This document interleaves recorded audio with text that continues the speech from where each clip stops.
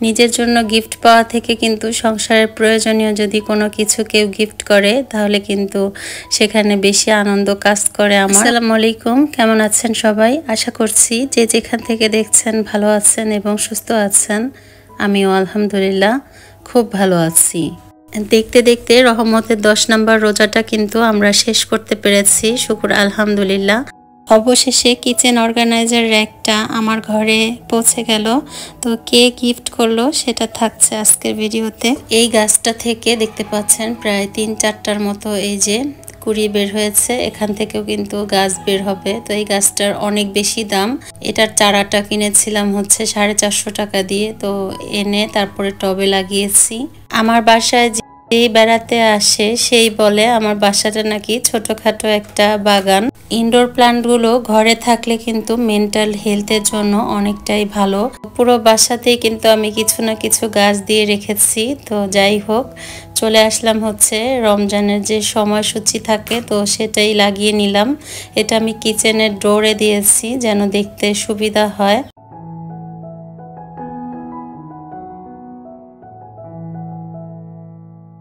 আমার বাসায় হচ্ছে খেজুরটা বেশি লাগে রোজার মাসে। দেখা যায় যে সেহরিতেও খাই এবং ইফতারেও খাই, তো একটু বেশি লাগে। তো যাই হোক, খেজুরগুলো রিফিল নিয়ে নিলাম। আর এদিকে চলে আসলাম হচ্ছে আমি এখানে হচ্ছে বিফ রান্না করব। তো সেজন্য কিন্তু মশলাটা ভালো করে কষিয়ে নিচ্ছি। গরুর মাংসটা আজকে রান্না করব আমি ক্যাপসিকাম দিয়ে। এখন ক্যাপসিকামের দাম কিন্তু অনেক কম।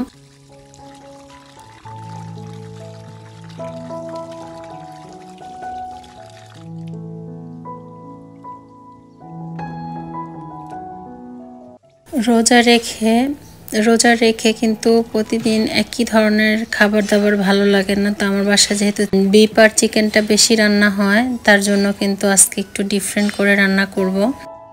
তো মশলাটা এদিকে কষিয়ে নিচ্ছি ভালো করে। ফার্স্টে লবণ দিতে ভুলে গিয়েছিলাম, তো এখন লবণ দিয়ে দিলাম। রোজার দিনে কিন্তু লবণটা টেস্ট করা একটু কষ্ট হয়ে যায়।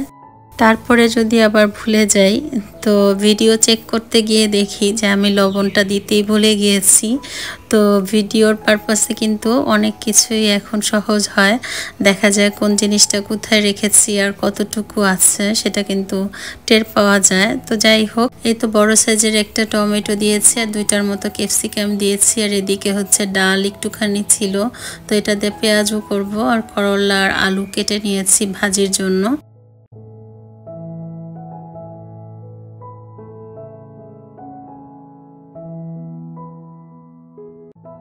তো যেহেতু গরুর মাংস রান্না করছি তো একটু ইফতারিতে খিচুড়ি রান্না করব। আর এদিকে সালাদ কেটে নিয়েছি, বিটরুট আর গাজর, সেই সাথে ক্যাপসিকাম। আর এদিকে হচ্ছে রোজার আগে কিছু বড়ই আনা হয়েছিল, বড়ইগুলো খাওয়া হয়নি তাই পেকে গিয়েছে। তো ভাবলাম যে একটু ধুয়ে শুকিয়ে নিই, মাঝে মধ্যে খাওয়া যাবে মন চাইলেই। বরাবরের মতো সেই পুরনো কথাটা আজও বলে নিতে চাই, যারা আজই প্রথম আমার ভিডিওটি দেখছেন, যদি ভিডিওর কোনো অংশ একটু হলেও ভালো লেগে যায় তাহলে প্লিজ সাবস্ক্রাইব করে আমার পাশেই থাকবেন। আর যে সকল আপু ভাইয়েরা ইতিমধ্যে সেই কাজটি করে ফেলেছেন তাদেরকে জানাই অসংখ্য ধন্যবাদ।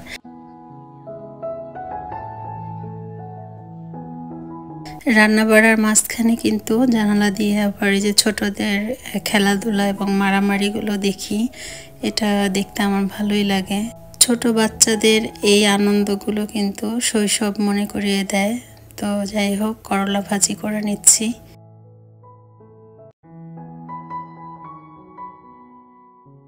এই বছরের রোজাটা কিন্তু আলহামদুলিল্লাহ আমাদের প্রত্যেকের জন্য অনেক বেশি সহজ হয়েছে।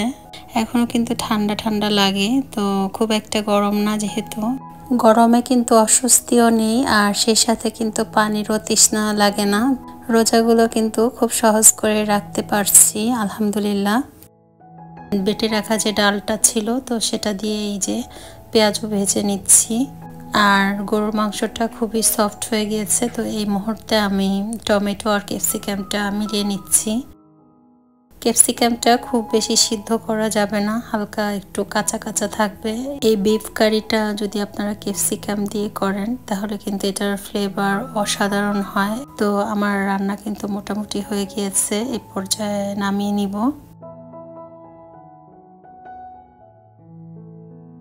আমরা যারা সাংসারিক মেয়ে আছি তারা কিন্তু নিজেদের জন্য গিফট পেতে এবং সংসারের জন্য গিফট পেতে অনেক বেশি পছন্দ করি।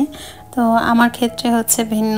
আমাকে কেউ যদি গিফট করে, আমার জন্য না দিয়ে যদি সংসারের কোনো একটা প্রয়োজনীয় কিছু গিফট করে, আমি মহা খুশি হয়ে যাই।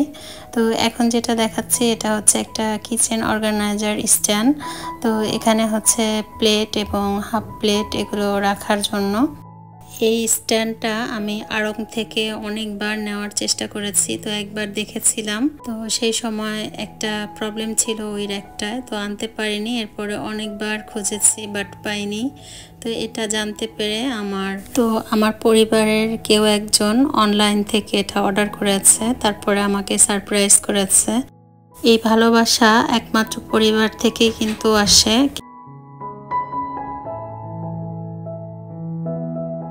তো দেখতে পাচ্ছেন কতটা সুন্দর কিচেন অর্গানাইজারটা। তো আমার তো কিচেনে তেমন একটা জায়গা নেই, কিচেন কাউন্টার টপটা একদমই চিপা, তো এই অর্গানাইজারটা ওখানে হচ্ছে না। তাই আমি ডাইনিংয়েই এই অর্গানাইজারটা দিয়ে প্লেটগুলো অর্গানাইজ করে রাখছি। এই অর্গানাইজারে প্লেটগুলো অর্গানাইজ করে আমার খুবই সুবিধা হয়েছে। দেখা যায় কি ডাইনিংয়ে বসলেই সব কিছু হাতের নাগালে পেয়ে যাচ্ছি, তো এটা একটা সুবিধা হয়েছে। রোজার দিনে কিন্তু ইফতারের আগ মুহূর্তে সব থেকে প্রয়োজনীয় হচ্ছে ব্লেন্ডার। তো এই ব্লেন্ডারটা যদি অবহেলায় পড়ে থাকে তাহলে কি চলে? এটাকে খুব সুন্দরভাবে কিন্তু পরিষ্কার পরিচ্ছন্ন করে রাখতে হবে। রমজান মাসে দেখা যায় ডাল করা, মশলা করা, সেই সাথে প্রতিদিন জুস করা এবং লাচ্ছি করা। তো সেজন্য কিন্তু ব্লেন্ডারের ব্যবহারটা অনেক বেশি বেড়ে যায়। এর জন্য আমি যেটা করি যে কিছুদিন পর পরই এই যে ব্রাশ দিয়ে, যেটা চিপা চাপায় আমার হাত যায় না বা কিচেন টাওয়ালগুলো যায় না, তো সেই জায়গাটাতে কিন্তু ব্রাশের সাহায্যে ক্লিন করে থাকি। তো আজকের ভিডিও কেমন লেগেছে অবশ্যই কমেন্ট করে জানাবেন, আর ভিডিও রিলেটেড কমেন্ট করে মতামত জানাতে পারেন। আপনার মতামত আমার কাছে অনেক বেশি গুরুত্বপূর্ণ। তো ভিডিওটি ভালো লাগলে লাইক, কমেন্ট এবং শেয়ার করে দিবেন।